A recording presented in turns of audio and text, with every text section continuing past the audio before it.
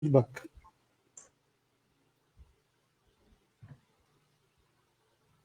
Bueno,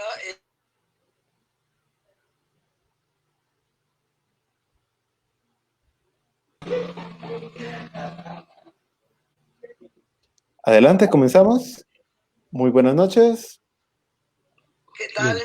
Bien. Esto es con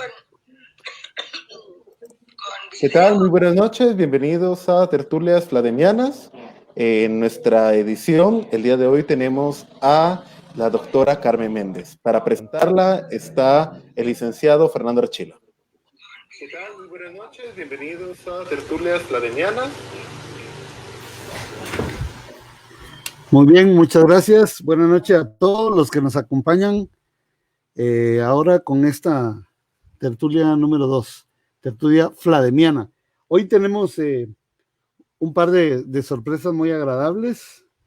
La primera de ellas, bueno, no solo es que contamos con la presencia de Carmen María Méndez Navas, quien nos va a hablar de el libro Hacia una educación musical latinoamericana, como una de sus compiladoras, sino que también tenemos una sorpresa adicional, y es que por la vía telefónica se logró comunicación con Violeta Hemsi de Gainza hasta Buenos Aires, Argentina. Y en este momento está al teléfono con Carmen Méndez, que se encuentra en Costa Rica. Y queremos preguntarle a Violeta si ella desea iniciar esta tertulia hasta Guatemala con algún saludo, algún mensaje en nombre de Fladem Internacional. Adelante, por favor, Violeta y Carmencita. Bueno, por supuesto, muchísimas gracias por invitarme. Y así que ustedes tienen que contar un poco qué es lo que está pasando por allá, qué es lo que hacen. Así que si están trabajando para el FLADEM ya o no, o todavía no, ¿qué me dicen ustedes? Ya.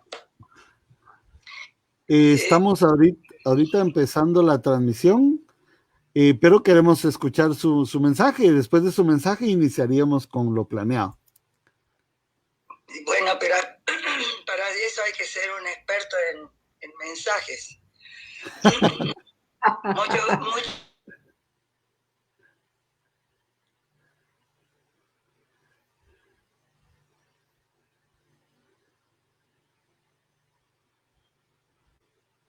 Son más jóvenes que nosotros, que nosotras. ¿Y se portan bien? Yo creo que se portan bien. De Costa Rica a Guatemala no hay mucho control, pero yo creo que son buena gente. Bueno, esta es un momento de que surgen una cantidad de asociaciones y de acercamientos, ¿no? Es una cosa, lo que estamos padeciendo, lo que estamos experimentando en el planeta, es una crisis fenomenal, con, digamos, que se percibe en todos los aspectos de la vida humana. Y no solamente humana, sino vegetal y animal, ¿eh? Porque eso ya, ahí se pasaron, ¿no? Se pasó la cosa. Así que esto es una situación inédita hasta ahora. ¿Quién hubiera dicho?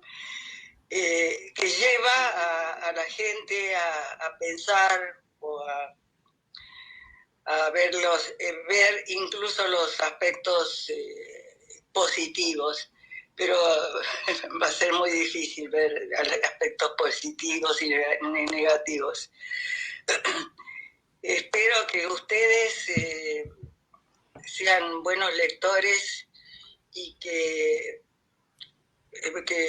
estimulen a los estudiantes y a los profesores y a la gente de la facultad a leer algunos trabajos básicos y algunos trabajos que ustedes deberían elegir y transmitir, ¿no? hace falta, porque no podemos inventar todo. Entonces tenemos que saber hacer debates y ver, bueno, qué nos pasa, qué le pasa a la educación pública y qué le pasa particularmente a la educación musical. ¿Está bien ya? Lindísimo, está claro. Excelente. Yo creo que esto es importantísimo, Fernando, porque estamos partiendo de lo que nos dice Violeta, qué está pasando en este momento con la educación musical. Y aquí creo que el libro con nuestras autoridades que colaboraron en su momento, en el 2004, tiene una vigencia enorme, siempre. Así es. Tiene una vigencia, porque es como ¿cómo decir? Es una situación que no se ha repetido hasta ahora. Ha sido un fenómeno educativo muy importante. No es porque sea eso lo que hay que hacer, sino porque se pudo reunir el esfuerzo de tanta gente para hacer un cambio en la pedagogía que era de tipo intelectualoide para hacer una cosa algo más vital. Pero eso es una cosa que hay que empezar y hay que seguir. Entonces hay que hacer debates y ver cómo estamos ahora. Vamos a preguntarle a Juan Carlos. Ajá. Juan Carlos necesita tocar ahí el aparato. La marimba, ahí está Juan Carlos, sí. La marimba, claro, que la tiene Carmen María también, ¿no? Sí, todo Centroamérica hay marimba, ¿verdad? Y la marimba de Juan Carlos que nos ha acompañado durante tantos años. Claro, por supuesto. Compartiendo esta actividad con la profesión de abogado, ¿verdad? Ajá, claro. Sí. ¿Es así o no es así? Es que no lo tenemos con micrófono, ¿verdad, Fernando? Tenemos solo a Fernando. Sí, ¿Nos está oyendo? ahorita. Ajá. Pero así sí se va a enterar. No hay problema. De Aníbal, dependemos de Aníbal. Sí, así es. Él es el coordinador de todo. Sí, yo sí quisiera destacar, Fernando, en esta actividad que ustedes han propuesto, agradecerles muchísimo la invitación. Es un honor para Violeta y para mí estar con ustedes hoy y sobre todo que ustedes le den la importancia acá al libro, ¿verdad? Que aquí lo tengo en físico, ahora ya se consigue en digital. Y lo importante es ver qué vigencia tiene hoy, porque hay mucho, o sea, al volver a revisarlo ahora yo de nuevo, digo, qué actualidad que tiene todavía el libro y va a tener muchos años, porque los autores que contribuyeron fueron de altísimo nivel, ¿verdad? Y sus aportes muy sabios. Sus aportes originales, bastante originales para la época. Sí. Pues si me permites, podemos iniciar formalmente la tertulia de hoy con lo que teníamos planeado para presentarte. La sorpresa de la visita de Violeta, pues le agrega una guinda al pastel, pero sí me gustaría hacer la presentación oficial de la tertulia del día de hoy. Yo tengo preparada aquí una presentación que vamos a ir proyectando tanto en la plataforma base como en el Facebook Live. Y bueno, la actividad del día de hoy es la segunda tertulia flademiana organizada por Fladem Capítulo Guatemala y le hemos solicitado a la doctora Carmen María Méndez Navas que ella nos apoye contándonos de qué se trata la publicación, qué es lo que contiene, y afortunadamente ella logró comunicarse por vía telefónica con Violeta Hemsi de Gainza, la otra responsable de esta compilación, y ambas fundadoras de Fladem Internacional. Así que no podíamos esperar algo más grandioso que esto. Y quisiera contarles un poquito de Carmen. Ella es una destacada educadora musical, graduada en la Universidad de Costa Rica. Obtuvo una maestría en rítmica e iniciación musical en la Escuela Superior de Música de Friburgo, Alemania. Es doctora en Letras y Artes de la Universidad Nacional de Costa Rica. Ha sido catedrática, coordinadora de carrera, miembro del Consejo Académico, directora de la Escuela de Música, vicedecana del Centro de Arte, Investigación, Docencia y Extensión Artística y representante académica de la Universidad Nacional de Costa Rica. También ha sido secretaria del Comité de Música de la Comisión Costarricense de Cooperación con la UNESCO. Fue directora general de la Orquesta Sinfónica Nacional de Costa Rica entre 1998 y 2001. Fundadora, secretaria general, vicepresidenta y fiscal del FLADEM, acabo de explicar, junto con Violeta Hemsi de Gainza. Y bueno, Carmen también es una amante de la lectura, el cine, pero sobre todo de la tertulia con su familia y amigos, como ella misma nos ha compartido. Así que coincide esa afición de ella por la tertulia familiar con las tertulias flademianas que hemos iniciado recientemente. Junto con su esposo, el famoso compositor contemporáneo Mario Alfaro Güell, más conocido como Mario Alfaguel, y sus hijos crearon la Fundación Academia Aqua, a través de la cual se dedican a promover proyectos de aprendizaje y de cultura artística desde su país y enfocados en la educación musical. Esta es la semblanza de Carmen, de la doctora Carmen Méndez, más cariñosamente le llamamos Carmencita, y quien ahora nos va a compartir sus semblanzas, sus ideas, sus opiniones, sus recomendaciones sobre este maravilloso texto. Yo voy a ir compartiendo algunas pantallas con información de apoyo para lo que ella nos va a compartir ahora. Muchas gracias, Carmencita, bienvenida, y ahora el micrófono es de nuevo tuyo. Muchas gracias. Aquí estamos, Violeta por teléfono y yo por internet, acá con ustedes para compartir lo que fue un sueño en un momento dado. En el año 2000 estábamos en Lima, Perú, y allí teníamos siempre la gran duda de cómo lograr que se pusiera, que se plasmara en un libro los aportes latinoamericanos hacia una, digamos, constitución de una educación musical que fuera nuestra, pero que diera también al mundo, que nos visibilizara ante el mundo. Y en ese momento, en uno de los encuentros con el maestro Armando Sánchez Málaga, en Perú, en Lima, en el año 2000, la profesora y queridísima amiga, fundadora del FLADEM, junto a Gloria Valencia de Colombia y Margarita Fernández Gres de Chile, nuestra querida presidenta honoraria ahora, doña Violeta Hemsi de Gainza, pensamos en hacer un texto con participación de autoridades de cada uno de los países o varios de algún país, ¿verdad?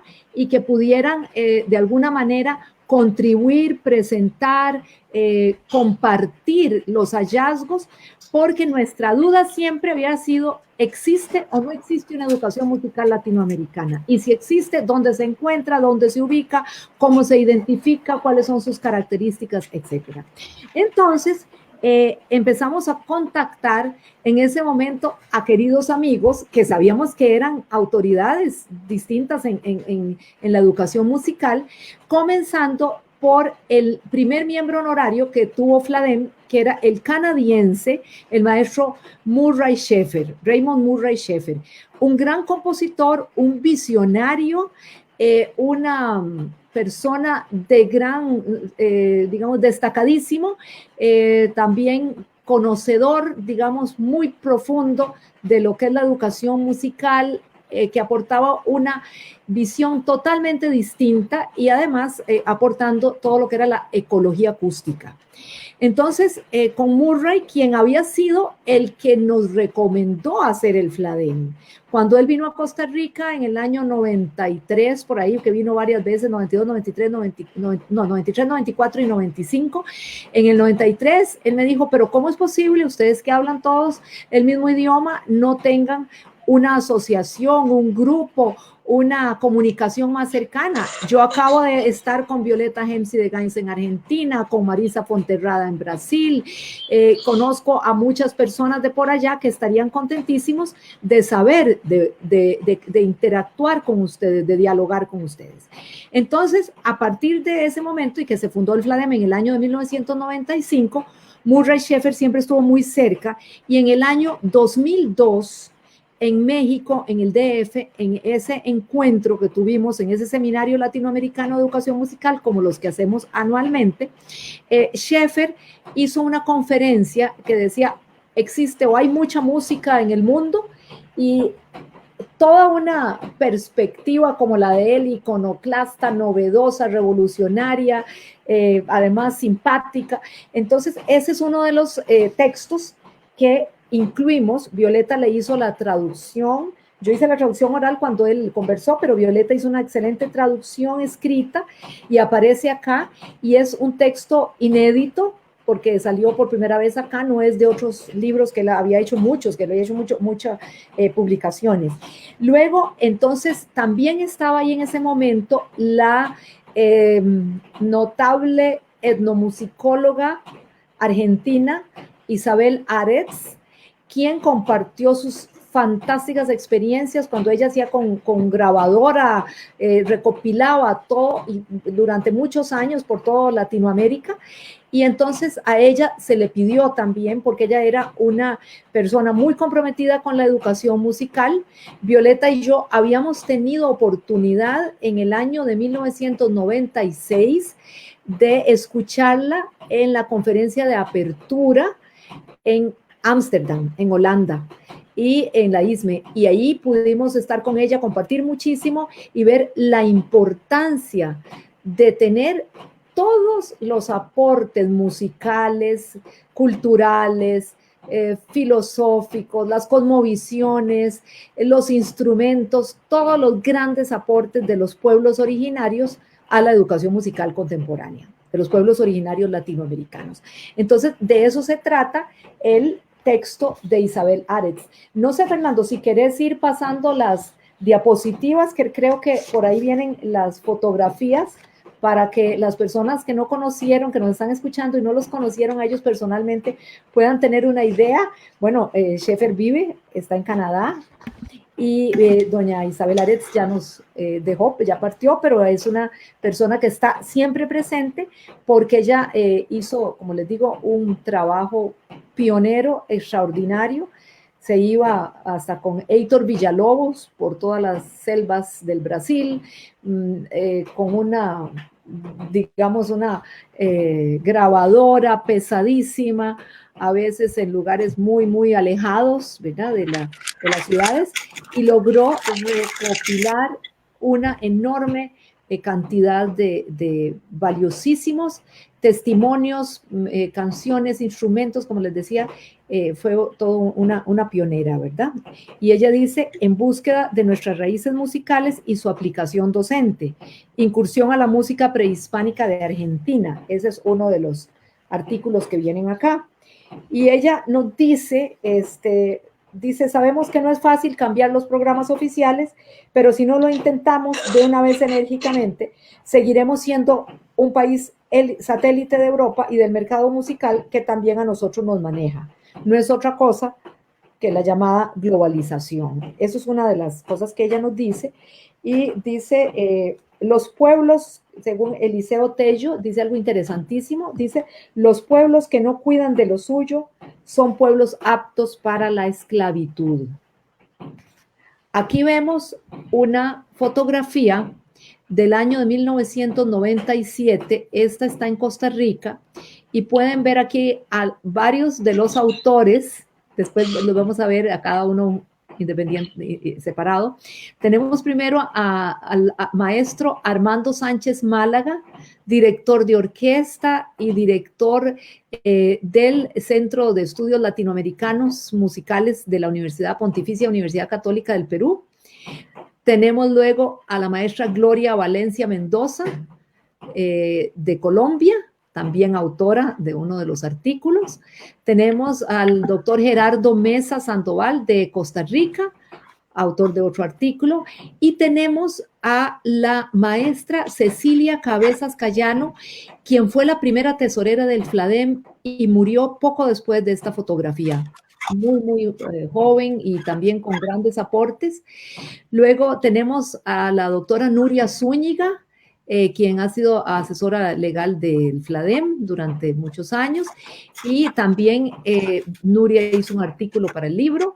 Luego sigo yo, que escribí también una recopilación, viene Violeta, y de último está Marisa Fonterrada del Brasil. Esto, como pueden ver, fue en uno de los primeros encuentros que tuvimos en uno de los seminarios latinoamericanos en febrero del año de 1997, y ahí estamos en Orosi, Costa Rica, frente a un lago, ya el último día de la reunión. Todavía no habíamos planeado el libro, pero ya teníamos la amistad y ya teníamos la cercanía y la comunicación entre nosotros. Podemos pasar a la siguiente, ¿verdad? Aquí tenemos a Fanny Lukert, venezolana, a Hans-Joachim Kollreuter, de Brasil, Alemania y Brasil, y a Coriún Ajaronian del Uruguay, también autores. Fanny escribió el último, bueno, lo teníamos aquí por orden alfabético de los países. Ella escribió un artículo muy interesante sobre, ya les leo al reencuentro del ser, la creatividad y la emoción en el aprendizaje musical. Ella lo presentó en el 2001 y lo incluimos acá, el texto lo incluimos en el libro, ¿verdad? En uno de los encuentros en la Universidad Pedagógica Nacional de Bogotá. El maestro Hans-Joachim Kollreuter era un alemán también de Freiburg, de donde estudiamos nosotros, y él, un gran flautista y compositor que tuvo una destacadísima participación en todo lo que fue la educación musical del Brasil. Él llegó a mediados del siglo, tenía un grupo con un manifiesto muy importante de compositores sobre música contemporánea, y en nuestros encuentros siempre los recordamos muchísimo. En Río de Janeiro, en el año 2016, se le hizo un homenaje a cargo de Teca, de Teca de Brito, una de las colegas que nos acompaña siempre, y fue muy, muy, muy valioso el aporte. Es un aporte de un pensamiento, una lucidez, y yo diría que también uno de los visionarios. El maestro Kollreuter es un filósofo, un músico, un educador, un compositor, pero en este libro realmente el texto, ya les digo, dice educación musical hoy y quizás mañana. Él está aquí viendo todos los peligros a lo que se expone la educación musical, y por ejemplo dice, me refiero a la música que junta el sonido y el ruido, lo que lleva a nuevos símbolos de grafía y de notación que exigen un nuevo tipo de audición y de percepción, y que niega casi todos los conceptos de la estética tradicional. El crecimiento incontrolable de la población en las grandes ciudades y en el interior, la llamada explotación demográfica, sin duda que las culturas del futuro serán, o mejor dicho, están siendo culturas de masa, constituidas por una pluralidad de individuos cuya conciencia de la persona y cuyo sentido de la responsabilidad individual vienen siendo reducidos. En síntesis, una sociedad sin conciencia de la unidad, de las tradiciones y de los sentidos en el pensar y en el actuar. Parte de lo que nos donó y contribuyó con el libro el maestro Hans-Joachim Kollreuter. Fernando, ¿algún comentario que quieras hacernos? Sí, muchas gracias. Bueno, dentro de lo que estuvimos conversando e intercambiando de preguntas contigo, pues surgió siempre la duda: ¿qué beneficio podría tener para el gremio de docentes musicales, ya sea los que se están formando o los que ya están en activo, el empaparse de este tipo de materiales, el sumergirse en las ideas de Fanny Lukert, de Hans-Joachim Kollreuter, de Coriún Ajaronian? ¿Cuál es tu opinión al respecto? Sí, ellos son, para mí, personas que profundizan en diversas temáticas y que le dan al educador musical una especie de, ¿qué sería? Como de sendero, de guía, de, mire, por aquí va el asunto, aquí está la problemática, por aquí hay que luchar, por aquí hay que formarse, observen esto, o sea, cada uno en su punto de vista específico, ¿verdad? Con su especialidad, nos aporta algo muy importante. Por ejemplo, en el caso que vos me hacías una pregunta, estábamos conversando, ¿verdad? Sobre lo que íbamos a hablar sobre lo colonial en nuestra educación. Ahí Coriún es el experto y hace un texto brillante sobre todo lo que debe ser para el educador musical esa conciencia, ese trabajo de liberación, digamos, y de estar siempre respetando lo que es las identidades propias, manteniendo nuestra autoestima elevada y no pensando que somos inferiores o que tenemos menos o que lo nuestro vale menos. Todo lo contrario, Coriún hace una extraordinaria exposición acá que se llama En procura de una cultura menos colonial. Educación musical para la creatividad. Coriún, como un gran musicólogo y un gran compositor también, siempre muy cercano a la educación musical, comprometido con la educación musical. Y como les decía, Fanny también, ella en algún momento compartimos en Colombia el trabajo que hace ella de la rítmica, también del movimiento y la rítmica, y muy, muy interesante, ¿verdad? Y bueno, ya les expliqué el de Sheffer y el de Isabel Aretz. Ok. ¿Quieres que proyecte de nuevo sí, las siguiente imágenes? Ok, vamos a ponerlas en este momento. Creo que se toma unos segundos todavía el abrir el archivo, pero ya ahorita va en camino. ¿Estás oyendo la lluvia que hay en mi casa? Se oye un ruido ahí. Murmurar. Sí, sí, sí. Ok, esta sería la siguiente, donde vemos a Violeta Hemsi, Armando Sánchez Málaga y Ricardo López. Ajá. Ya no tardan en aparecer ahí en tu pantalla. Sí, a Violeta, Violeta hace varias participaciones, nos regala varias participaciones extraordinarias acá en el libro. Una de ellas es la problemática actual y perspectivas de la educación musical para el siglo XXI. Aquí ella nos hace toda esta, digamos, visión que tiene ella, porque estábamos comenzando en 2004. ¿Te acordás, Violeta, cuando hablaste en ese momento sobre toda la cuestión del sometimiento a ideologías sectarias, pedagógicas sectarias, a tener solo un modelo pedagógico único, a hacer de una forma puramente teórica dogmática, etcétera, etcétera, a partir de instrumentos de músicas extraños a la propia idiosincrasia y de no integrar la fase de alfabetización musical en la notación musical convencional. Y Violeta aquí tiene algo muy lindo, que es el último párrafo, donde ella dice que hay que mirar hacia el futuro con optimismo. Dice, a pesar de la severa crisis que enfrentamos, sentimos que la actual coyuntura histórica es particularmente propicia para repensar la educación musical.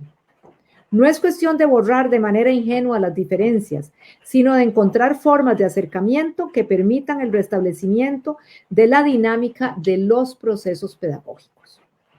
Por aquí está Violeta. Yo no sé si, Violeta, ¿querés decir algo sobre esto?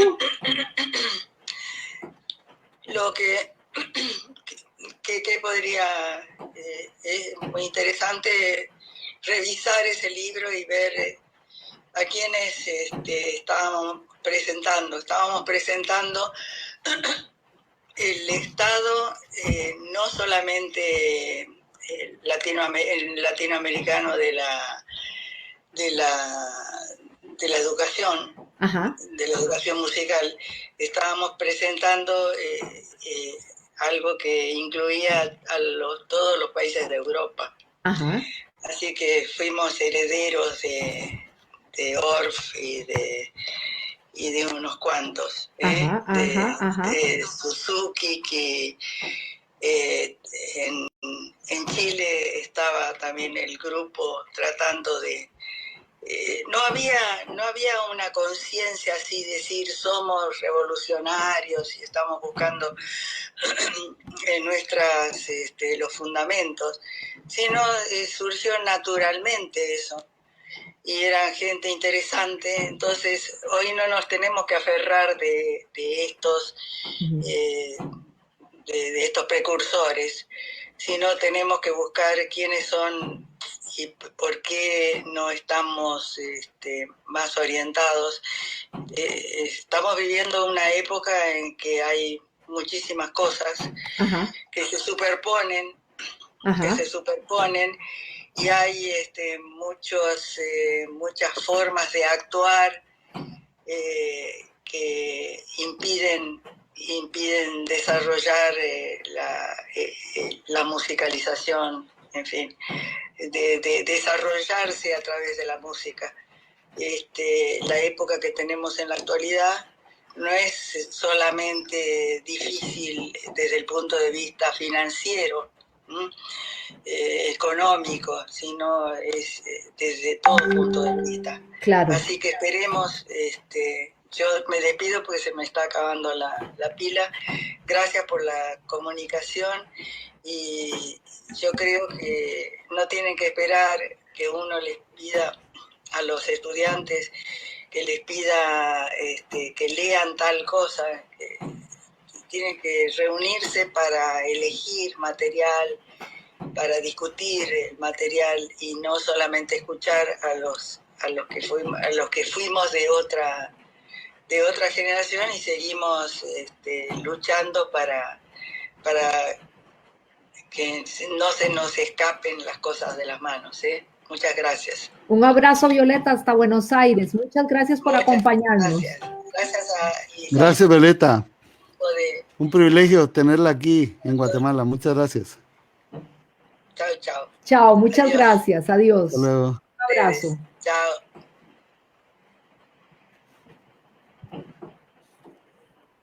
Hay un tema muy recurrente y que me pareció interesante a lo largo del libro, Carmencita, y es que algo que no estamos muy conscientes cuando ejercemos la docencia, y es la importancia de orientar a las nuevas juventudes. De la lectura del libro se desprenden varias ideas o varios análisis que son aplicables a lo que estamos viviendo actualmente, a pesar de que el libro ya lleva 16 años de haber sido publicado. Uno de ellos es que varios de los autores critican el hecho de que los estudiantes o los que estamos en proceso de formación evitamos muchas veces leer, rehuimos la lectura, porque la tecnología cada vez más galopante nos ha facilitado las cosas. Y es mucho más fácil ver un video en YouTube que resume un libro que leer el libro mismo, lo cual nos impide la posibilidad de abordar el contenido de las ideas de un autor de manera apropiada, por nuestra propia vista, por nuestra propia interpretación y por nuestro propio procesamiento. Y también me pareció valioso porque, aunque fue publicado en el 2004, estamos viviendo otra vez ese proceso en este momento. Gracias a la pandemia, todos estamos frente a una computadora la mayor parte del tiempo y tratando de leer menos. Y creo que la presentación del libro hacia una educación musical latinoamericana nos ha abierto nuevamente la vista hacia la necesidad del docente musical de leer, de prepararse para ejercer mejor su función. ¿En qué sentido crees tú que este libro también nos puede devolver ese hábito o nos puede motivar de nuevo para prepararnos sin necesidad de hacer abuso de la tecnología?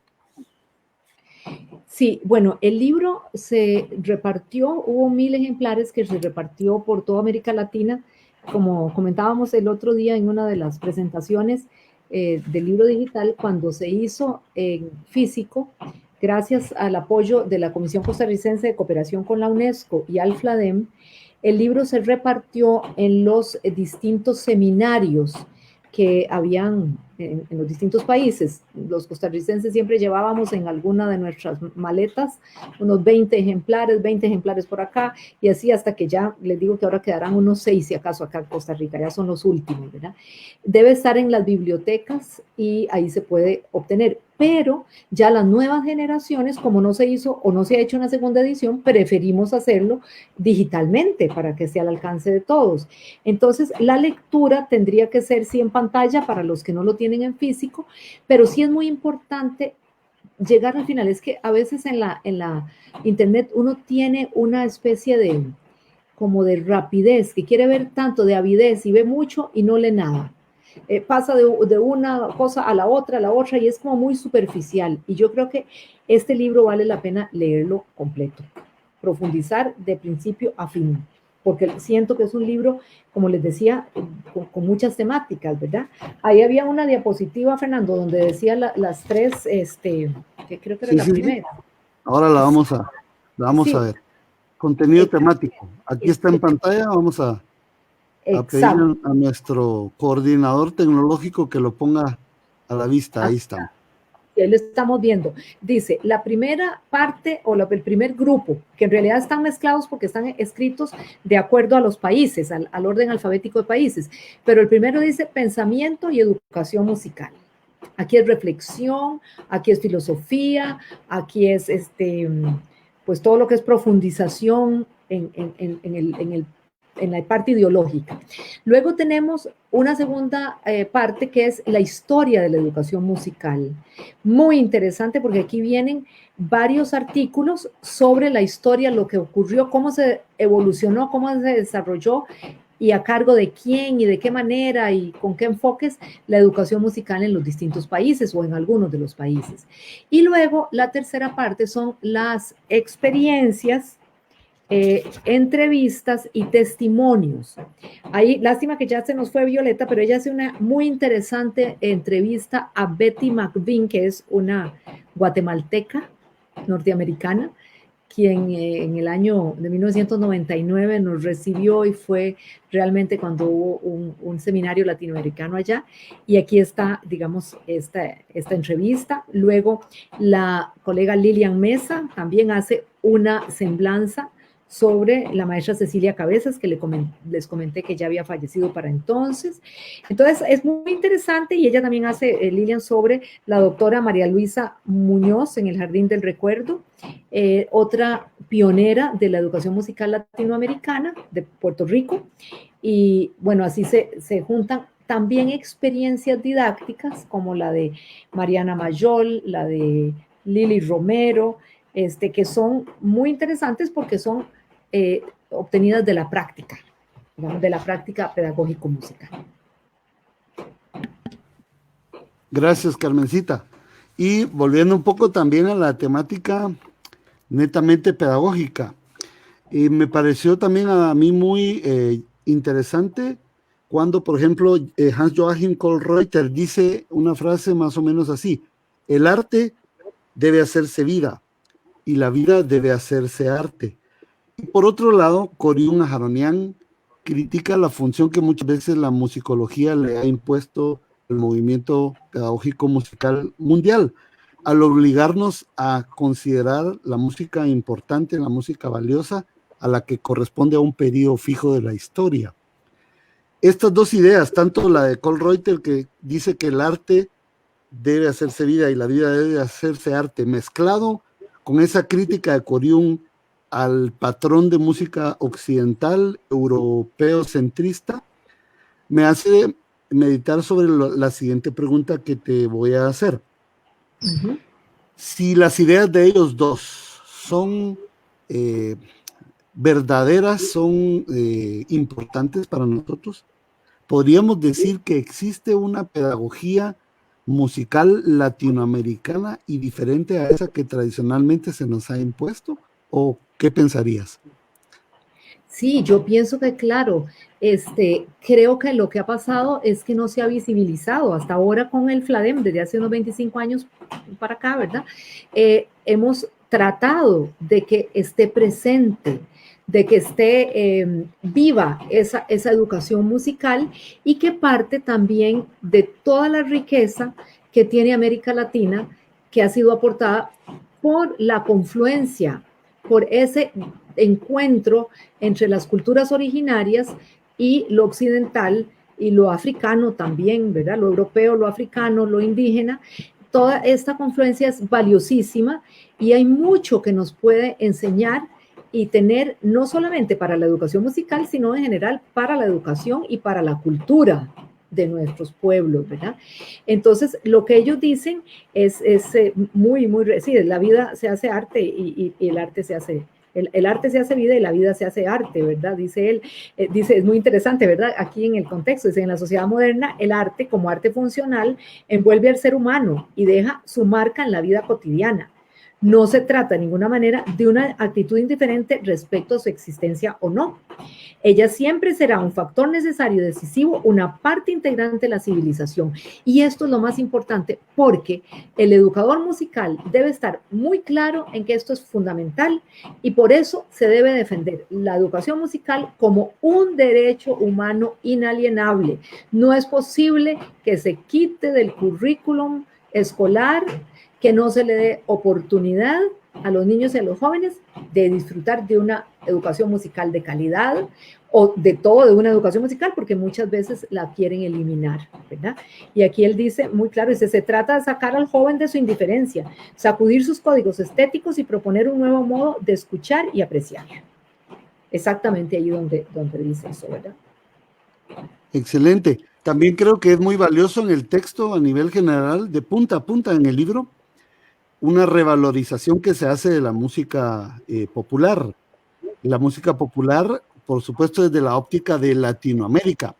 Por lo general estamos acostumbrados a que en los programas oficiales educativos o los llamados currícula nos imponen una serie de contenidos que tienen una influencia externa. Y al punto que decimos que alguien no sabe música porque no sabe leer una partitura, lo cual los autores de este libro lo consideran un error, porque eso no significa saber música, significa nada más conocer un código establecido por una región, por un periodo histórico de la música en especial. Pero también sabe música aquel que no lee una partitura, que ejecuta un instrumento, que baila y que solo conoce el tipo de música diferente al que nos ha sido impuesto desde un mundo occidental y europeo. ¿Cómo pensarías que latinoamericanos o estudiantes de educación musical en Latinoamérica para que comprendan esa función que deben ejercer en la escuela y dejen de ser simples repetidores de músicas que ya fenecieron, que ya cumplieron su función y empiecen a utilizar sus músicas locales que están en constante evolución, desarrollo y enriquecimiento en sus comunidades?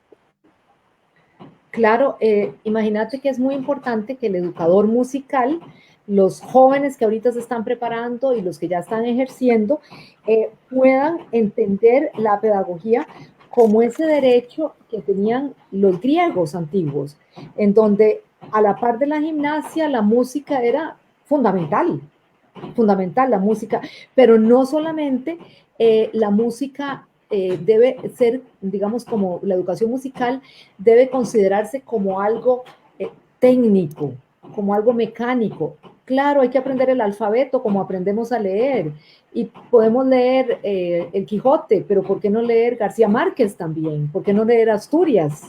¿Verdad? Entonces, toda literatura que enriquece nuestra vida.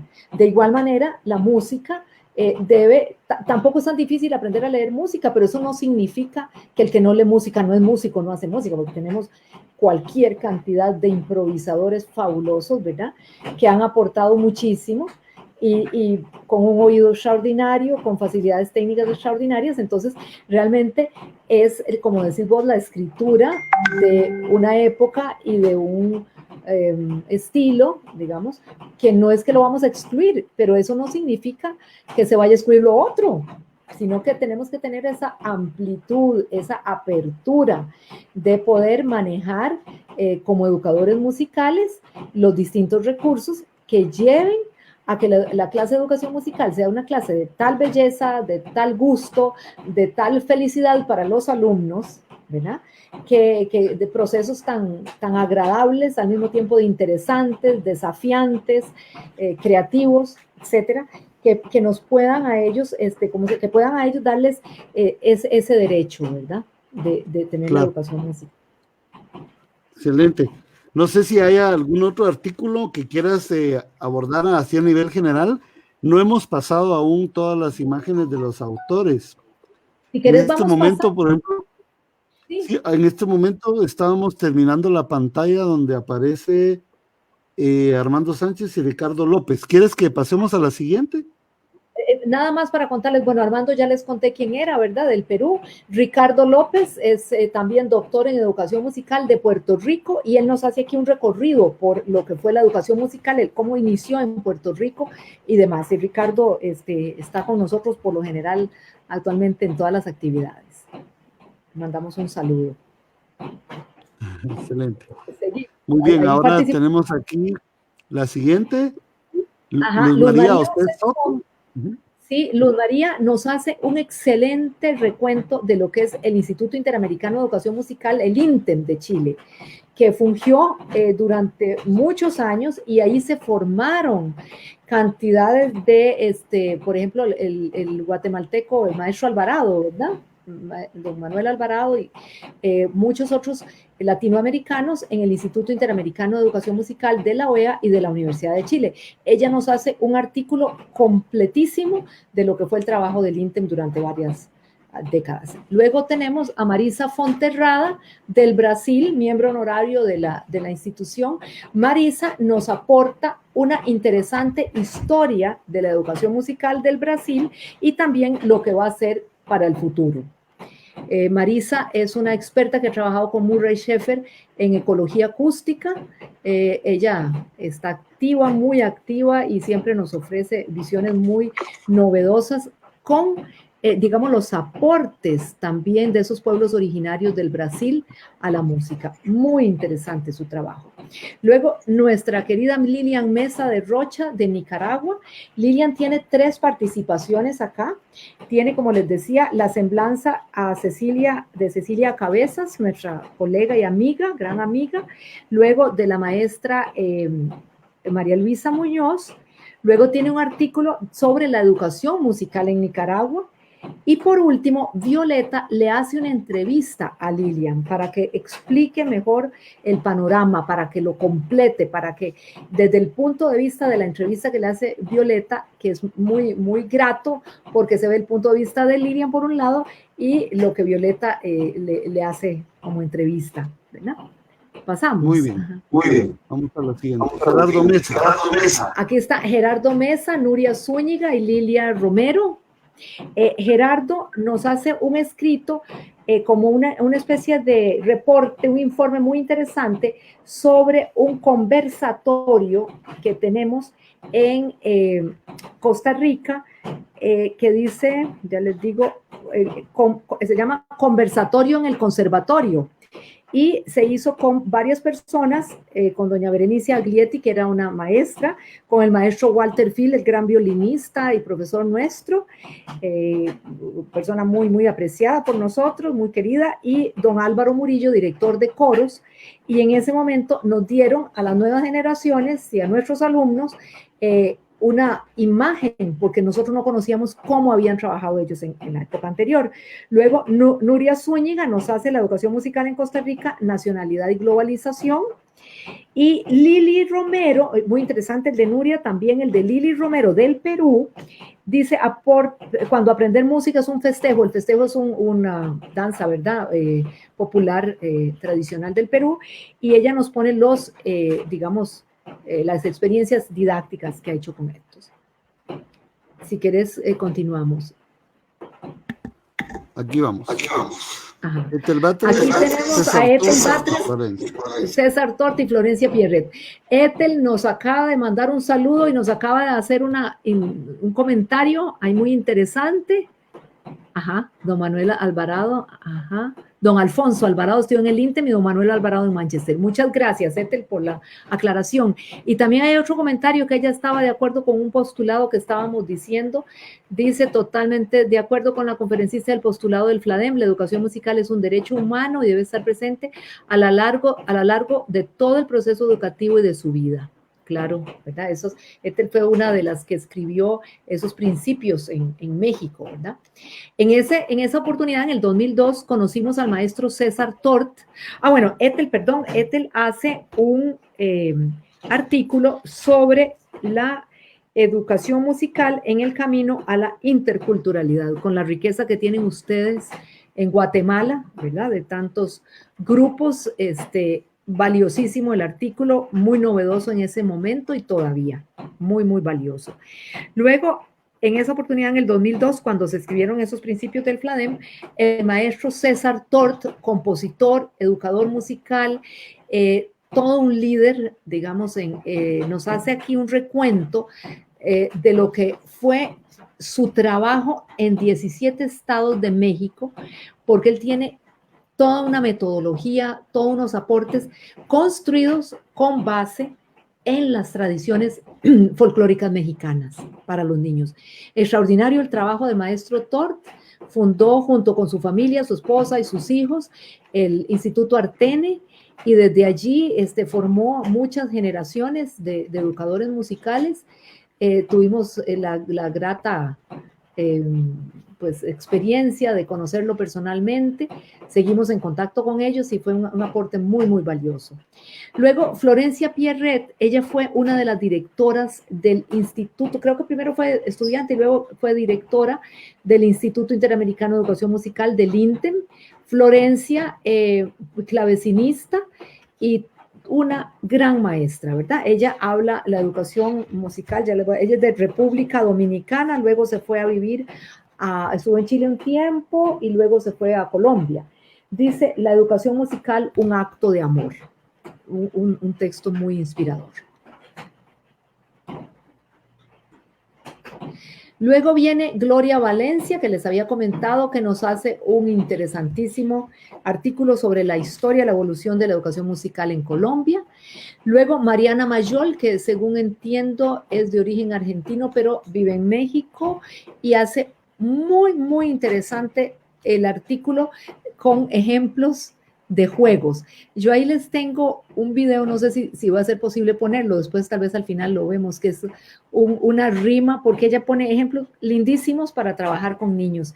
Ella es cantautora, tiene discos, tiene materiales didácticos y tuvimos el honor de contar con su aporte. Bueno, yo les hago como un resumen de lo que es 2 décadas donadas a la educación musical, que un equipo de compañeros, músicos, educadores musicales de Costa Rica, hacemos en la Comisión Costarricense de Cooperación con la UNESCO, y que fue ahí donde trajimos a Murray Schafer con las universidades del país, y luego que fue nuestra primera casa como FLADEM, que nos dieron gracias a doña Marianelli Román de Venegas y a doña Vivian Rivera de Solís, quienes nos apoyaron siempre en estos encuentros y en toda la labor de iniciar el FLADEM.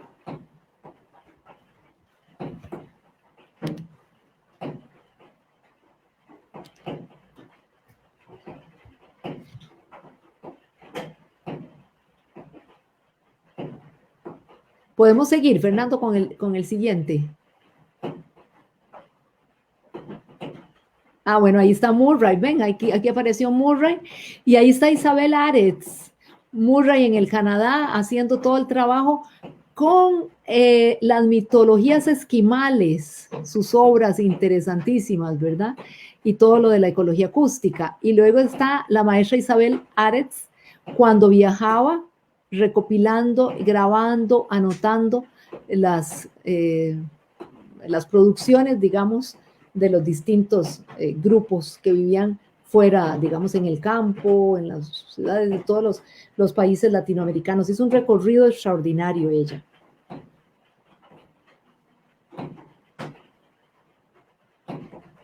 Paula Sánchez Ortega de Cuba, de quien lamentablemente no encontré fotografía, una magnífica colega. También ella nos hace toda una experiencia aquí didáctica del trabajo, ¿verdad? En Cuba, muy, muy lindo el trabajo, aportes metodológicos y demás. Luego viene Betty McBean, que ustedes la conocieron, encantadora y toda una personalidad en la educación musical guatemalteca. Ella es entrevistada por Violeta. Luego está el Sistema Nacional de las Orquestas Juveniles e Infantiles de Venezuela. Violeta había conocido a los encargados, al maestro Abreu y a otros, y les pidió que nos mandaran ese trabajo que no viene con un autor específico, pero lo manda la misma fundación del Sistema Nacional de las Orquestas con todos los datos cuando estaban comenzando y cómo se había desarrollado.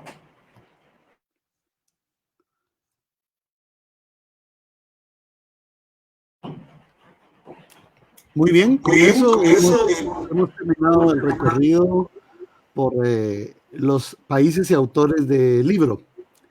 No sé si quieras hacer alguna referencia, una reflexión global en este momento, o podemos abordar ya una serie de preguntas. Yo tengo algunas todavía ahí pendientes y seguramente nuestros colegas que están visitando la transmisión tienen alguna pregunta que plantearte. Si tenés gusto, cualquier pregunta, bienvenida, porque yo creo que ya conversé bastante, ¿verdad? Sí. Ok, a mí me gustaría preguntarte por qué es importante formar pedagogos musicales latinoamericanos o con un enfoque latinoamericano. Claro, imagínate que es importantísimo porque es la forma de que las nuevas generaciones y las viejas generaciones y todas las generaciones valoren el acervo cultural, musical que tiene cada una de sus regiones, por un lado. Lo segundo es que es importantísimo que se formen pedagogos musicales latinoamericanos porque la educación debe estar al servicio también de lo que necesitan las comunidades, de lo que necesitan las personas.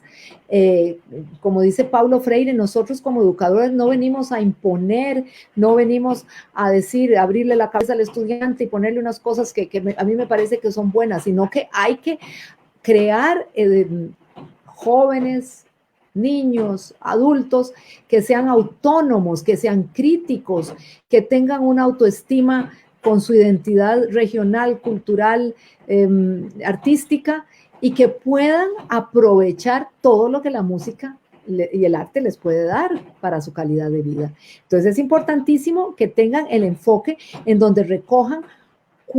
Por ejemplo, hace unas horas estuve en una reunión con un profesor universitario quechua de Ecuador, y él comentaba, si nosotros aprovecháramos la cosmovisión, por ejemplo, bueno, él decía de su etnia, y ver a la tierra como una madre, la Pachamama, ¿verdad? Ver a la tierra como una madre, no estaríamos haciéndole todo el daño que le hacemos, pero no por miedo a que después se nos venga el cambio climático, por miedo al castigo, a que después vamos a tener mucha inundación y mucho problema. No, porque es la madre, y a la madre uno la respeta y la quiere y la trata bien. Y si uno cambiara, digamos, y esos son aportes que las culturas y los pueblos originarios latinoamericanos le pueden dar al mundo, y sobre todo al mundo occidental. Entonces, es sumamente interesante que tengamos esas visiones propias latinoamericanistas. Gracias, Carmencita. Hay una idea que anda circulando por el medio de los docentes musicales desde hace algunos años, que creo que valdría la pena que nos ayudaras a explicarla, y es el de las pedagogías abiertas. Y desprendiéndose de la pregunta que acabo de hacerte, ¿por qué es importante formar pedagogos musicales latinoamericanos? Me gustaría redirigir ahora la pregunta hacia esta.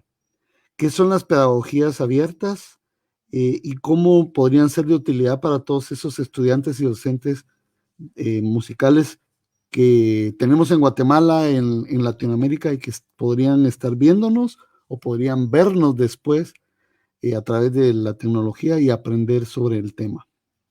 Sí, vieras que para mí es un tema fascinante las pedagogías musicales abiertas, porque antes de tener una definición aprendí a aplicarlas y a disfrutarlas y a gozar y a inventar, y yo siento que venía un poco y mucho también de Murray Schafer, de Dalcroze, de diferentes pedagogos, de muchas de los libros de Violeta Hemsey, de la improvisación musical, por ejemplo, nuestra querida amiga.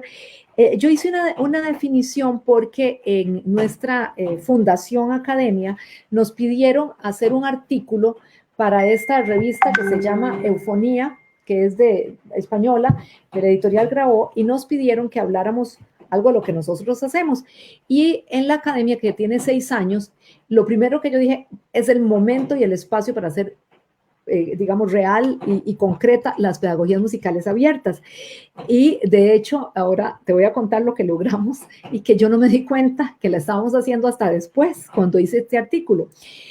La definición que yo le hice es que las pedagogías musicales abiertas son enfoques metodológicos que tienen como pilares fundamentales la acción pedagógica, la creatividad, la vivencia y lo experimental.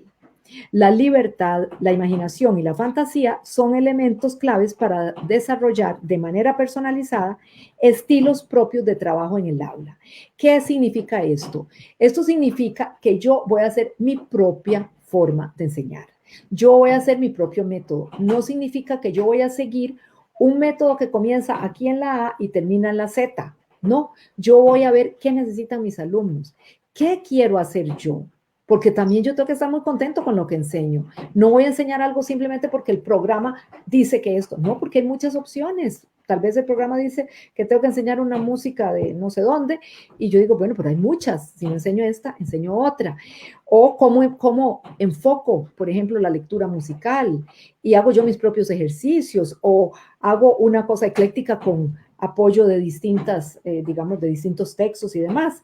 Entonces, lo interesante que nos sucedió en la academia fue que mucha gente me decía, tenés que hacer un currículum y escribir exactamente cuáles cursos se van a hacer antes de abrir la academia. Y yo dije, no, esperemos a ver quién nos llega y qué necesitan, porque de verdad era muy difícil hacerlo en abstracto. Y vieras qué interesante, porque empezó a armarse un currículum de acuerdo a los niños que iban llegando y de acuerdo a las personas adultas que también iban llegando. Y entonces nos salió un currículum que apareció según la necesidad.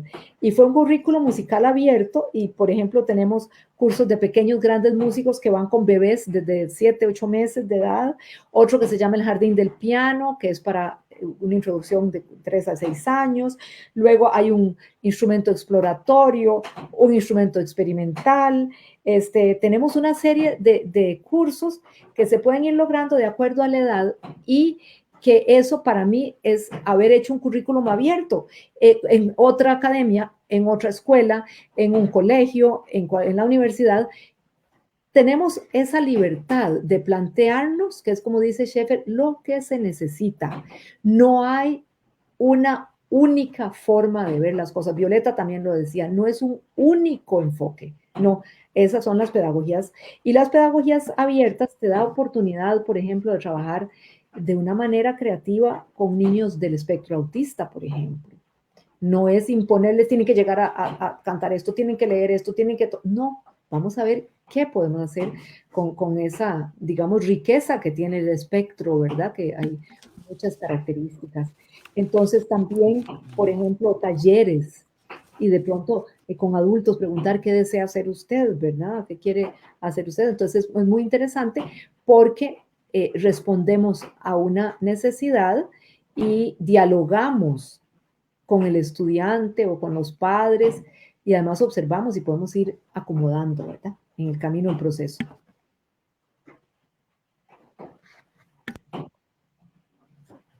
Muchas gracias, Carmencita. Excelente explicación de lo que son las pedagogías abiertas. Y bueno, pensando en el riesgo que podría significar para un joven en formación el hecho de enterarse que él tiene la libertad de ejercer su pedagogía como mejor le parezca. ¿Qué recomendaciones podríamos darle a esos docentes o estudiantes de pedagogía musical de Latinoamérica para cumplir de manera adecuada con esa misión docente musical que la vida le ha asignado? Interesantísima la pregunta, buenísima. Mira, yo creo que hay varias cosas fundamentales que no son negociables. Por ejemplo, la calidad musical. Puedo tener cuartos de tono si estoy en música contemporánea, puedo tener alturas distintas si estoy en músicas de los pueblos originarios o de la India o de otros lugares. Puedo tener cuartos de tono si estoy estudiando a Julián Carrillo, por ejemplo, pero no puedo tener esas desafinaciones, esas desentonaciones cuando están mis estudiantes o yo mismo hacerlas. Yo creo que por ahí la calidad musical no se negocia. Tenemos el sol es el sol, el la es el la y el sí es el sí, no es un más o menos y otro un poquito más arriba, más abajo, o qué importa, o lo cambio. No, yo creo que en ese sentido, la apertura no va en contra de la calidad, digamos, del nivel musical. Luego, otro asunto muy importante es que el profesor tenga recursos pedagógicos, porque no se llama simplemente que cree que pedagogías musicales abiertas a hacer cualquier tontería o cualquier locura. No, tiene que conocer lo que han aportado los grandes pensadores y en muchos casos compositores como Kodály, como Orff, como Schäfer, como Dalcroze mismo, ¿verdad? Y saber qué hay en la tradición, que puedo yo aprender. Pero a partir de ahí, porque todos ellos son, no se dejan como abierto precisamente, y eso lo podemos leer en el libro también, ver que vos podés hacer lo que vos necesitas, lo que vos tenés oportunidad, vos tenés una vocación y tenés unas grandes posibilidades, pero también tenés limitaciones. Entonces uno adecua a su propia circunstancia, a su propio conocimiento, profundizando, avanzando, leyendo, estudiando, dando lo mejor de sí, pero con la alegría de la fantasía, la imaginación, siempre y cuando uno sepa por dónde va. A pesar de que Schäfer decía en ese texto que la rana saltaba de un lugar a otro y que la rana no sabía si iba para acá o para allá y que así era la educación musical, dice Schäfer, ¿verdad? Pero hay que ver las clases de Schäfer, ¿verdad? Hay que revisar los libros de él y es una maravilla, ¿verdad? Y hay que ver el músico que es Schäfer, ¿verdad? Esos cuartetos de cuerdas, esas óperas, esta música extraordinaria que tiene y que nos ofrece él. Luego, otra cosa que yo sí exigiría muchísimo es la ética. Darle un fundamento ético, y eso a todos los profesionales, pero en educación musical también, ¿verdad? No solo para reconocer los derechos de autor, en el caso de las obras, sino para tener una actitud fraternal frente a los colegas, frente a la situación esta de rivalidades que se da muchas veces, se da tal vez más entre los intérpretes y un poco menos entre los educadores musicales, pero también se da, y yo creo que la ética es fundamental. Y luego, que los educadores musicales sean profesionales conscientes de lo que pasa en su entorno, en su contexto social, político, ambiental, etcétera, ¿verdad? Porque es muy importante que la persona que asume el reto, el desafío de ser un educador musical, lo haga de la mejor manera y si decide por las pedagogías musicales abiertas, de igual forma. Ética, calidad, seriedad académica, coherencia pedagógica. Yo diría que más o menos por ahí. Excelente. Y bueno, según lo que estás diciendo, un buen docente musical primero es un excelente músico. Y me gustaría traer a colación algunas palabras, creo que son de Coriún Ajaronian. Él decía que un músico culto, en todo el sentido de la palabra, es un músico más libre, porque no tiene prejuicios, no rechaza estilos de música simplemente porque no la conoce o por razones que no son estrictamente musicales.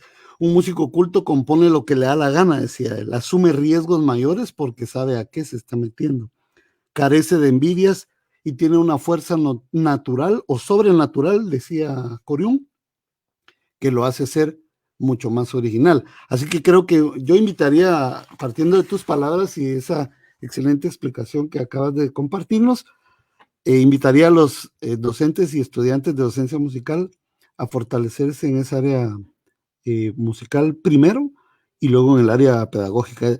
También el libro critica bastante el hecho de que muchos de los que se creen ser científicos de la pedagogía o de la música abordan sus temáticas sin ni siquiera profundizarlas. Por ejemplo, ¿cómo es posible que un musicólogo dé una plática de música sin abordar la música en sí, solo analizando anécdotas, recuerdos de la vida del compositor, que se quedó sordo, que se quedó ciego, que se cayó de un escenario? Eso no tiene ningún sentido, dice este libro.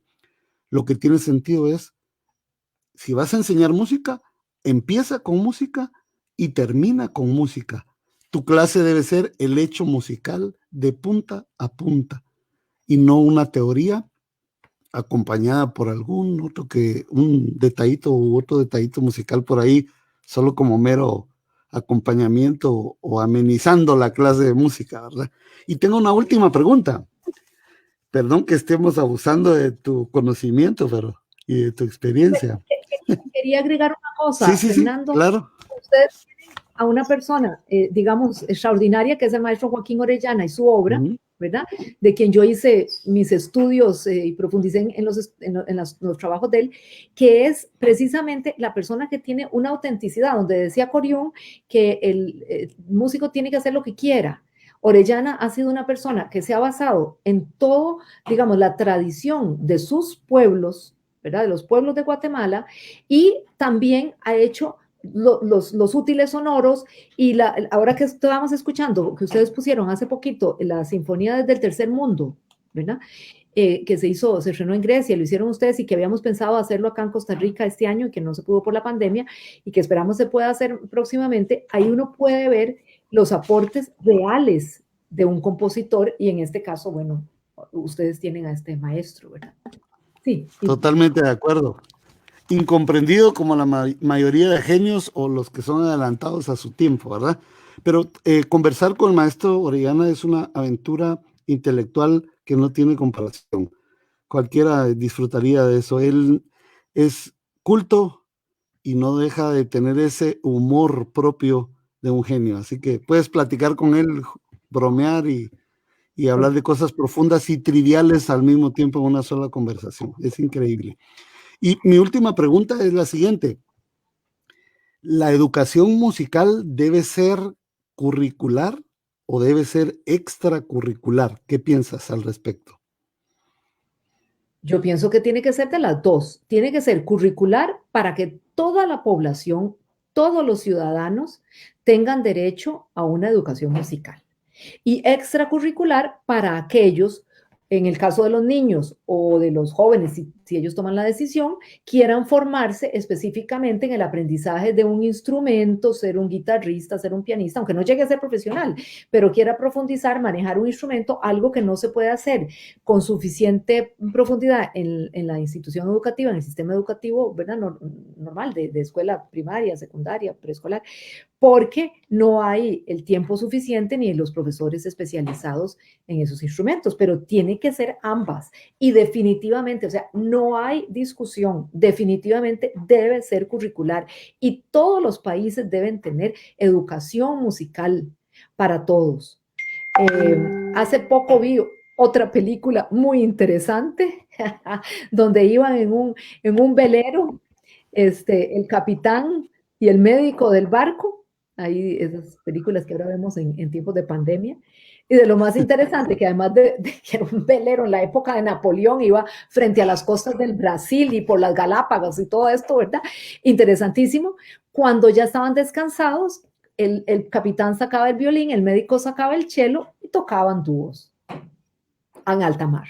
Entonces, digo yo, ¿por qué nosotros no podemos hacer cosas así? ¿Por qué creemos que eso, no, eso no es para nuestros pueblos? Todo lo contrario, todo lo que la música le puede dar a uno como persona, como calidad de vida, como desarrollo espiritual, como elevación, porque la música es tan noble como arte, que yo creo que no hay duda de que tenga que ser curricular y extracurricular.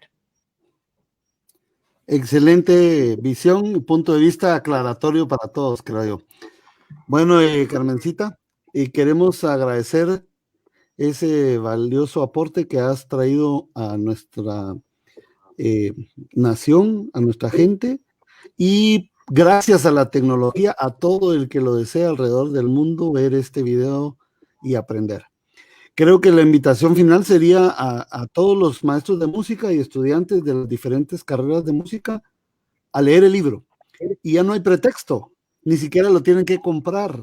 Solo tienen que dirigirse a la página que ven ahorita en pantalla, que dice www.fladen.info o .fladen, como decimos en Guatemala, .info, o también en la página de Facebook en la cual estamos compartiendo en este momento, en donde también van a encontrar el vínculo para hacer la descarga. Solo tienen que responder un par de preguntas muy fáciles, sencillas, y van a tener acceso al libro. Son alrededor de 185 páginas que son realmente fascinantes.